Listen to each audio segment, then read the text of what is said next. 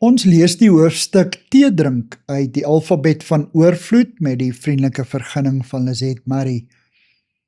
Van kleins af bekoor die ritueel van teedrink my, en ek kon my nog altyd aan 'n mooi teekoppie se vorm verkyk. Die boepensie se gladde ronding wat met 'n egalige kurwe tot by die fyn riffelrand loop. Die straaltjie goue tee wat stoomend uit 'n koppie tuimel. Die lepeltjie se ping wanneer dit in die piering neergesit word. Ons is klein reeds toegelaat om saam met die tannies tee te drink.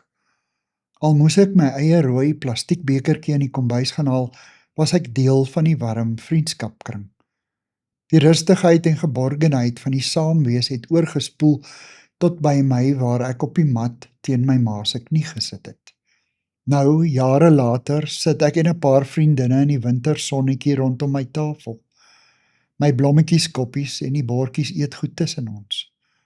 Ons skink tee en gesels. Ons lag, ons huil, ons skuil by mekaar. Ons is vriendinne. Bovenal is ons afvlerkmaas wat saam die swaar pad van verlies na die dood van 'n kind stap. Deur ons saamwees kry ons weer die moed om uit hierdie sagte kring van beskutting te tree en ons gesig na die son te lig, en na die skemerte, en selfs na die donkerte daar buite. Vir my was tee nog altyd 'n onmisbare reisgenoot.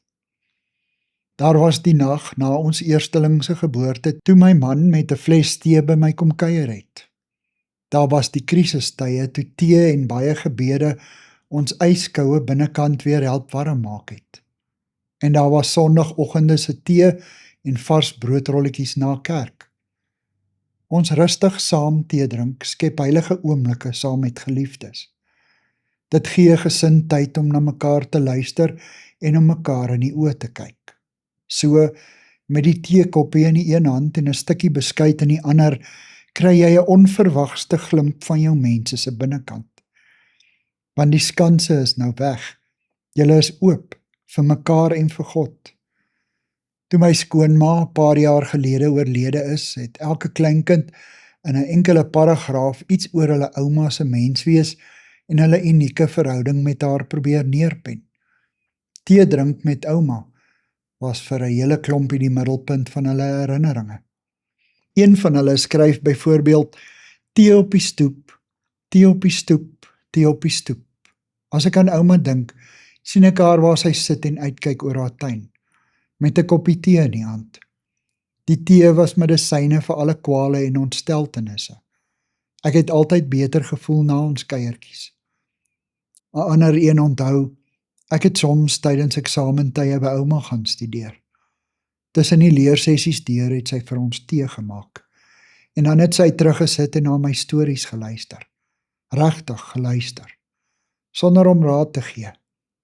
In sulke oomblikke het dit vir my gevoel asof ek die enigste mens in haar lewe is. En nog een, tee saam met ouma is 'n metafoor vir baie dinge. Onvoorwaardelike liefde, lewensblyheid, opregte kinderlike geloof, onbesorgdheid oor die dag van môre.